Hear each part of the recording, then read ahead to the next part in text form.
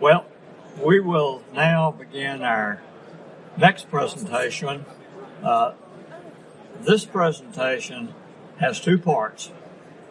I'm going to present the first part, and then Rod Sidle will present the second part. Both of us are going to be talking about using reliable technology. I'm going to talk about the regulatory background of reliable technology, and then Rod will build on that and show some applications of reliable technology in particular with acquisition and divestiture activities.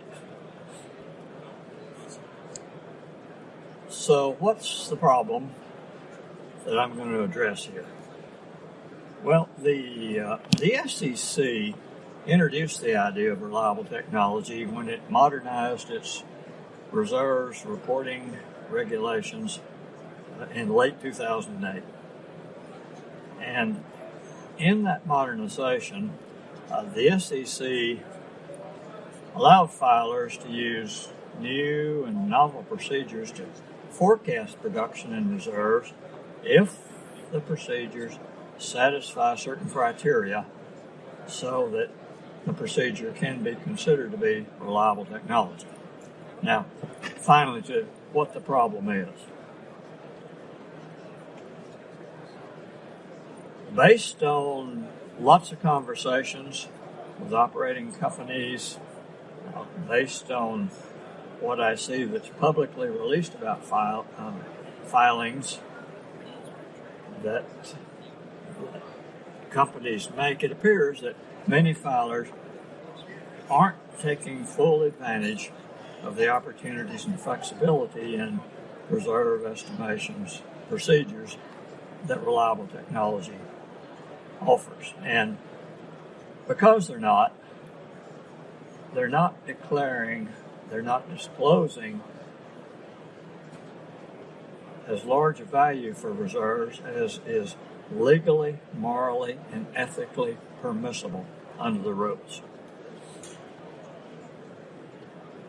Well, the solution to that problem is that reserve filers have the opportunity to become familiar with reliable technology and the criteria that are required to apply that technology.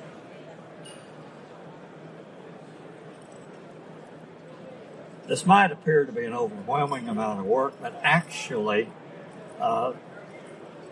the reserves holders can leave some of the really heavy lifting to software developers as they propose new and novel methodology to enhance the accuracy of their production forecasting and their reserves estimation techniques.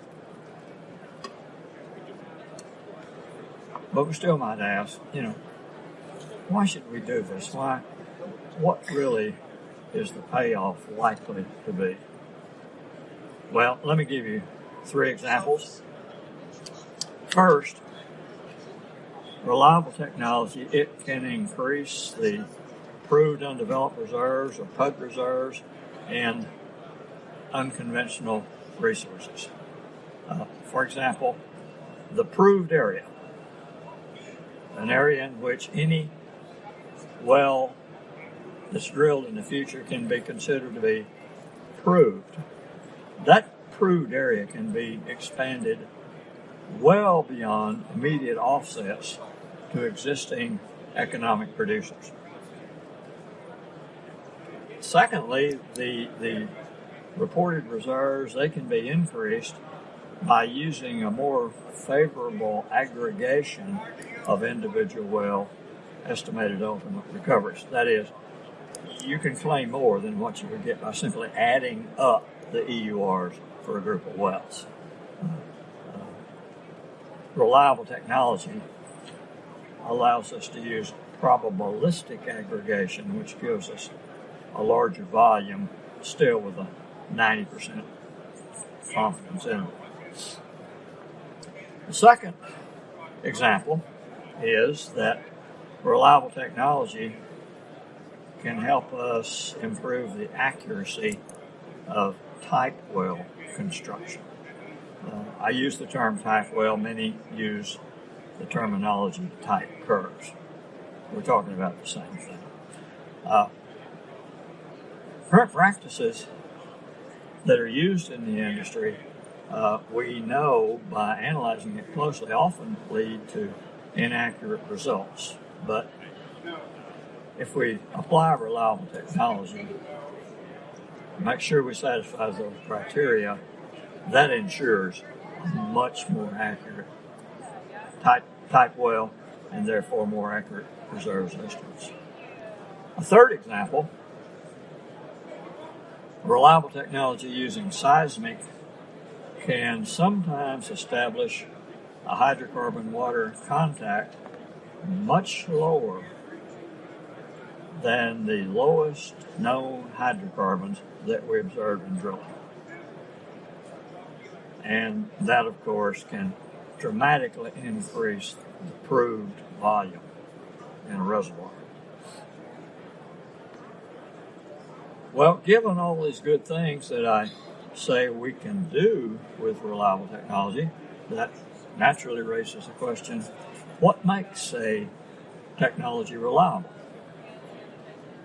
Well,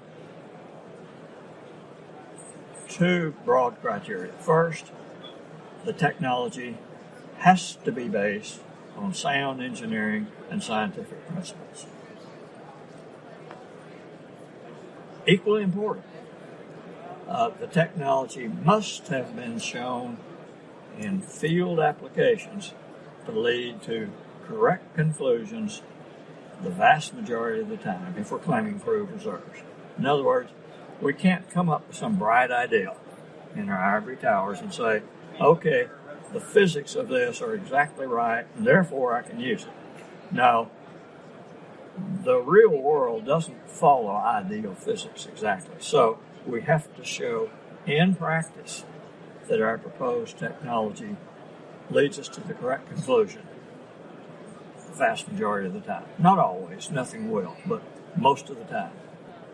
Now, when we, the reserves filers, can demonstrate to the SEC staff that the reliable technology criteria are satisfied, then we should be successful in our claim and discussion with the staff that the reserves that we estimate and report, that they meet SEC standards. And we arguably shouldn't be asked to reduce those reported reserves. And of course, that's really important.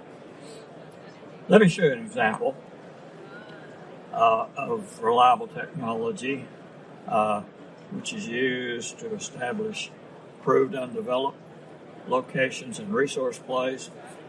This technology was published in SPEE monograph number 3.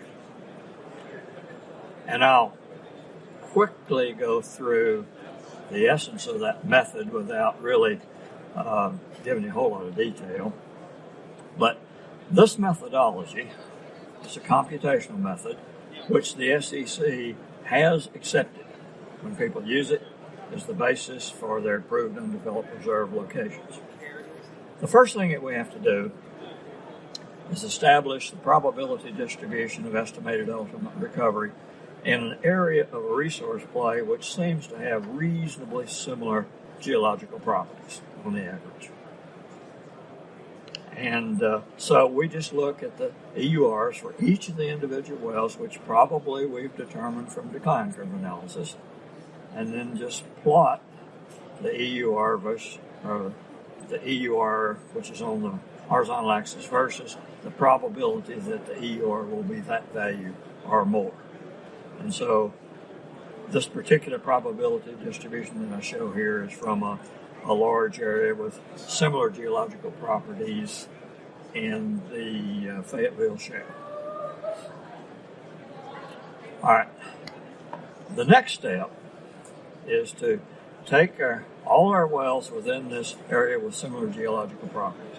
Now, the area in question here with similar properties is shown here with this outline sort of in red or orange around the top and bottom. The study team studied the geology here and, as close as it could from all available log data and core data and so forth, said, we got similar properties in here. So for all the wells that have been drilled here, let's pick, say, 10% of them. 1 out of every 10 is sort of we'll call it a seed well. And then we draw circles around each of those seed wells.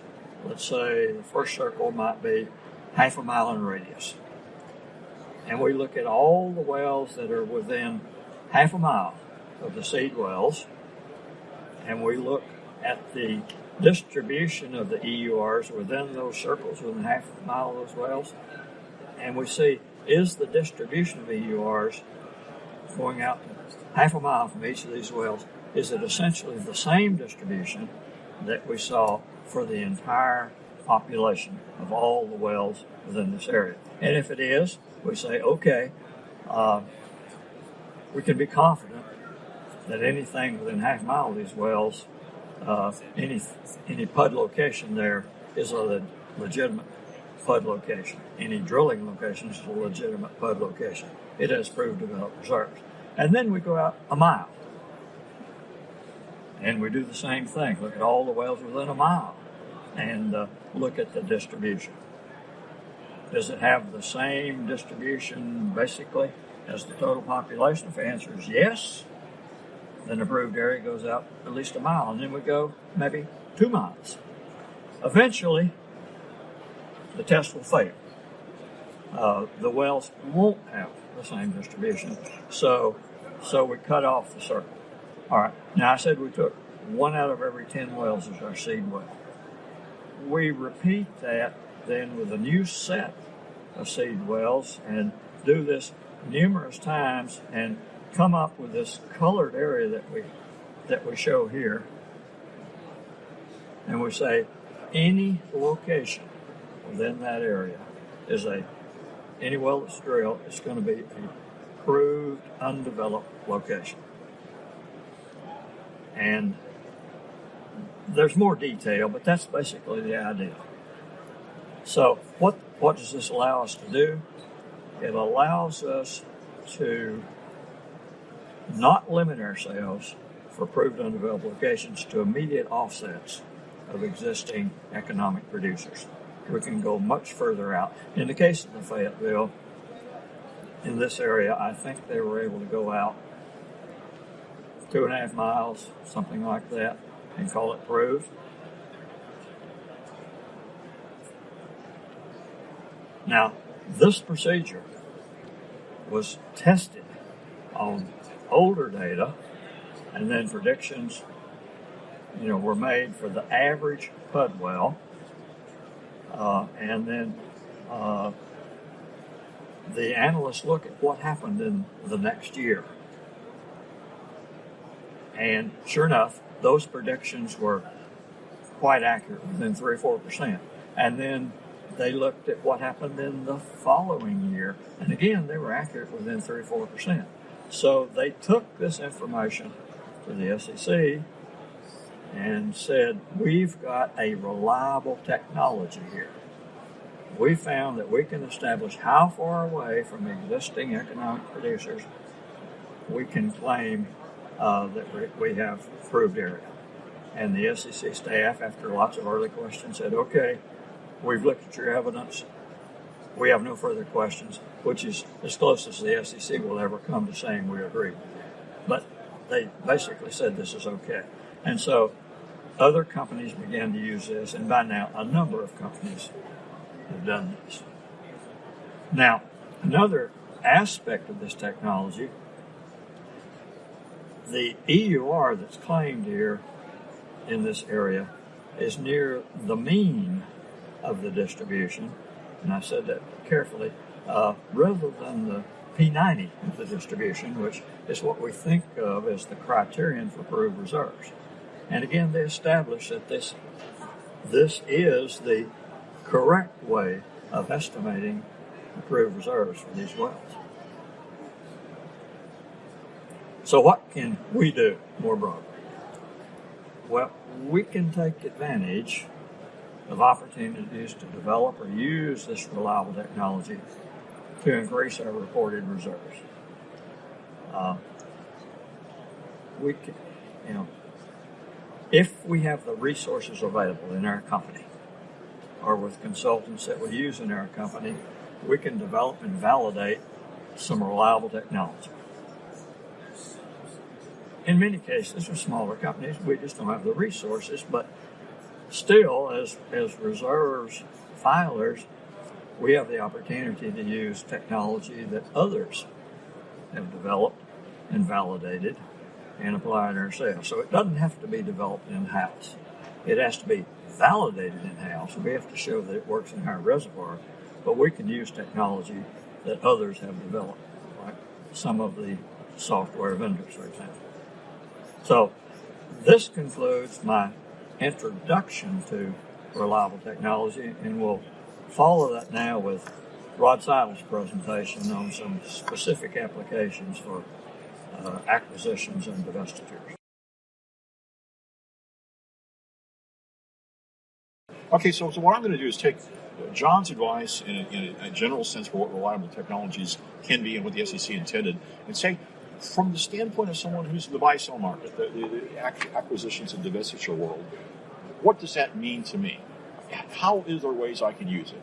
Well, as I think about that world, there's some things that occur to me in discussing that. We need to talk about what is the opportunity within that context of the AD. To be able to define that opportunity, we'll look at some examples of where that might be.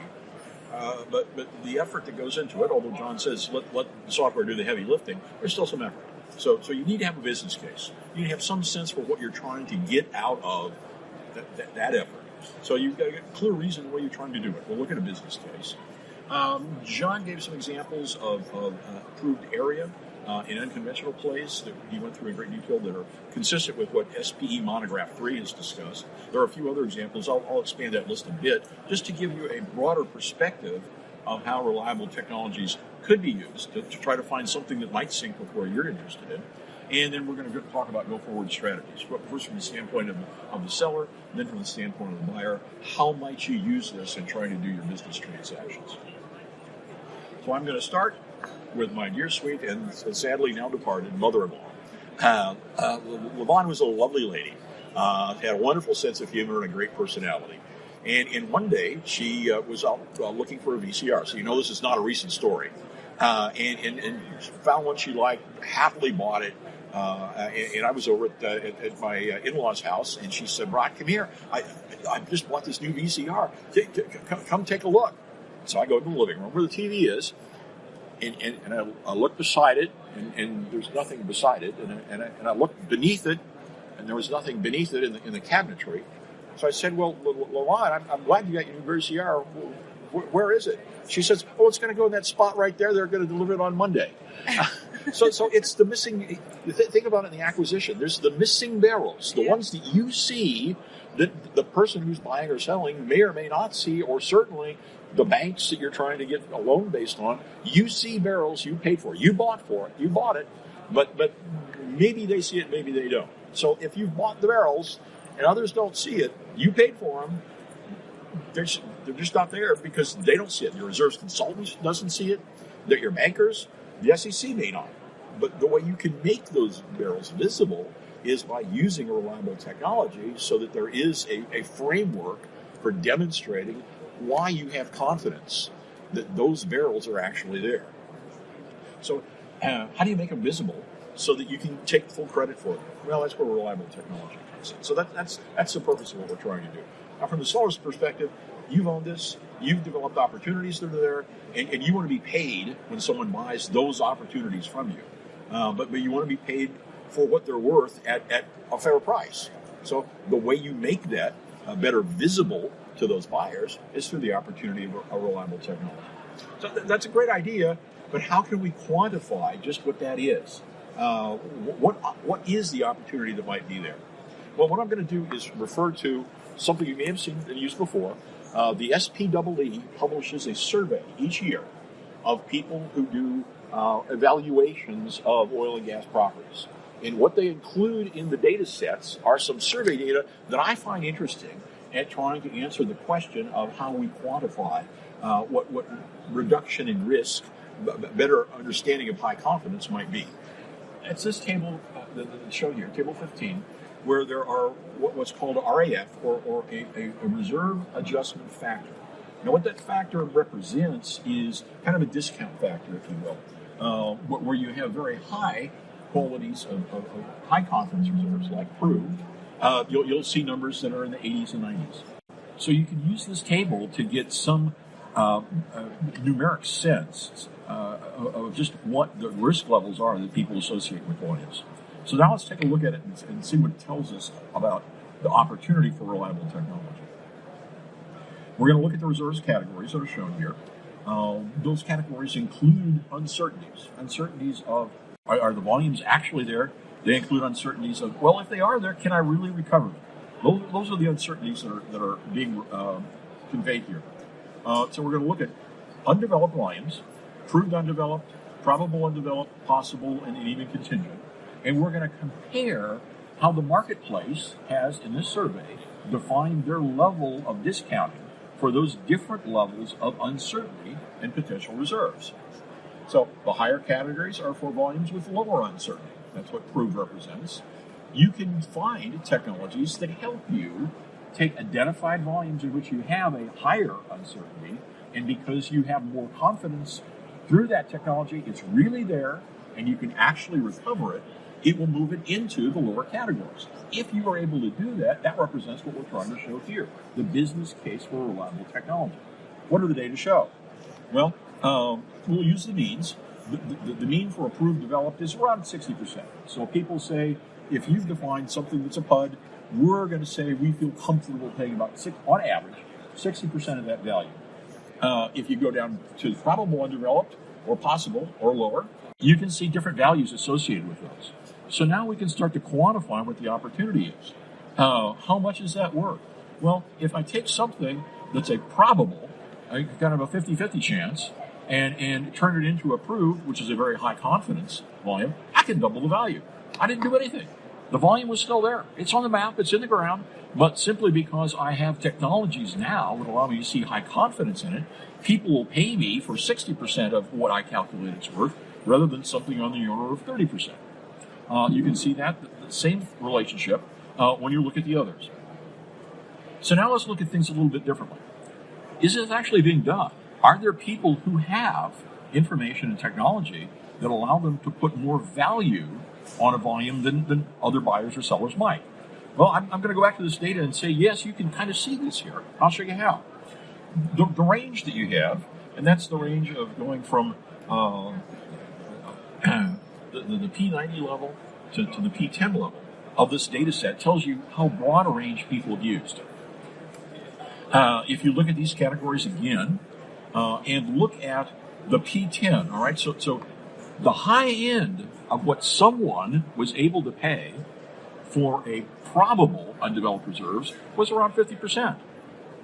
Well, look how that compares to where the mean is. Most people were playing around 50 to 60% for, on average, for a PUD, and yet there is a buyer who was able to say, I've got confidence enough in a probable volume, I'm going to pay for it like it was a PUD. Now, you can see the same thing as you look to possible. The possibles are someone is paying for it as though it's a probable. So there are already people out there who are finding data, who are using technologies, who are able to build more confidence than the average buyer might find, and use that in the basis for their bids. So what does that mean? They found the comfort they have from the technologies or other data. This shows that perhaps use of confidential data or analysis can give you that confidence, but at least what it's able to do for that person that has that technology, I'll bet they get the winning bid because they're able to see more value in what they're trying to buy than what others do. So they get a higher likelihood of finding the opportunity being successful. So what are some other technologies we've talked about? John talked about proved area. That's the first one up here. And that was described in depth in what was done in Monograph 3. There are other technologies that have used. A paper that John and I wrote described how to take monograph threes, which is a combination of area and recovery technologies, and pull them apart. So you can have one proved. You can have one method of using reliable technology for proved area that isn't coupled to that specific recovery method. So that's one example. That's another example. We have methods that tie to seismic, the use of seismic to find water levels, to define oil in place values, to characterize the reservoir. Papers have been written on that. On simulation. Simulation could be a way that you demonstrate confidence in the use of a dynamic reservoir simulator through history matching. That's typically the way you get that confidence, and use that as a reliable technology. There are other technologies that will give you proved area. Now, if you want more description on any of these and the documentation that's available in SPE or other literature, go to the technical paper that's shown there, the SPE paper that John and I wrote, 179991, and you can get more information on each of these. But so we've established that there's a value in doing it. We've established that some people are doing it. Here's some technologies that might be applied in your setting. What does that mean? Well, we did have a list of technologies, but I offer you this caution, and it's from the well-known philosopher Lee Corso, who says, if you're thinking just because that technology was on the slide I had before, you can just automatically use it without any other further documentation, not so fast, my friend. It does take effort to make sure that the technology you're using as a reliable technology is specifically fit to the application you're using, that target reservoir or an analogy of that reservoir. Once you've done that, demonstrate that it does achieve the consistency and repeatability that John explained are part of the reliable technology test. Once you've done that, then you're able to use it in a setting so that you can feel more comfortable at convincing others, including the SEC, that there are proved reserves present. So what to do? All right, let's do it from the seller's perspective. As a seller, you've owned the property. You've had a chance to look for opportunities and to test the data to find where there could be high confidence methods of analysis that you could use. So as a seller, build your documentation, use it with your reserves consultant when they give you your reserves report. Use it in the data room so that you have the opportunity to convince the potential buyers that you may have it there. Now, do you need to convince every buyer? Well, not every buyer, but if you've convinced a few buyers, then the others are going to say, well, other people are going to be bidding based on this, so if I want to get this property, I'm going to have to bid like they are. So you enhanced your ability to get a fair price for what you've done as a seller. Now, as a buyer, from the buyer's perspective, if you have a element of knowledge of an area in which you're already active, and it gives you a competitive advantage, then when people are selling in that area, you have the opportunity to go in and buy at a price that you feel comfortable with that might be more than others have seen. Think, for example, of a situation where you have developed a technology for identifying refrac candidates in unconventional wells. It might be a combination of simulation, historical data, seismic, something that allows you to identify where refrac potential might be. If you've developed that as a reliable technology, then when others are selling their property and just hoping to get a value for what the decline appears to be on those existing producing wells, you can bid based on additional opportunity that others are not seeing. So it gives you a built-in advantage to be able to capture value at a very low cost because you have the confidence to be able to bid that way. And with that evidence, you can raise money based on demonstration you've got proved reserves in those refracs.